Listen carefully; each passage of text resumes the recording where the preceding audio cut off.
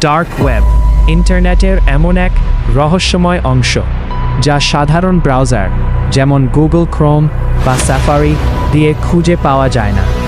এটি মূলত গোপনীয়তা এবং বেনামি থাকার জন্য তৈরি। ডার্ক ওয়েব সাইটগুলো সম্পর্কে সংক্ষেপে কিছু আলোচনা করব। অ্যাক্সেস, এটি ব্যবহার করতে বিশেষ সফটওয়্যার যেমন tor ব্রাউজার প্রয়োজন হয়। এর সাইটগুলোর ইউআরএল সাধারণ .com না হয়ে সাধারণত .onion দিয়ে শেষ হয়।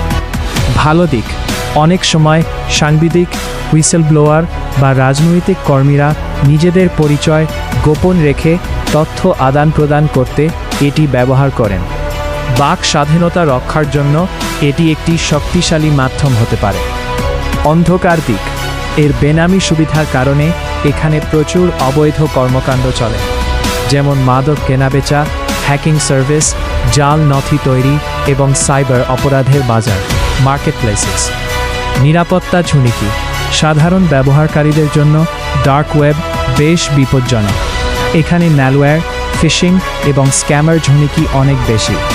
সামান্য ভুলে আপনার ব্যক্তিগত তথ্য বা ডিভাইসের নিয়ন্ত্রণ অন্যের হাতে চলে যেতে পারে।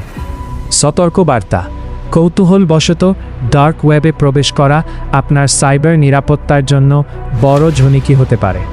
সঠিক জ্ঞান এবং সুরক্ষা ছাড়া এটি ব্যবহার না করাই বুদ্ধিমানের কাজ।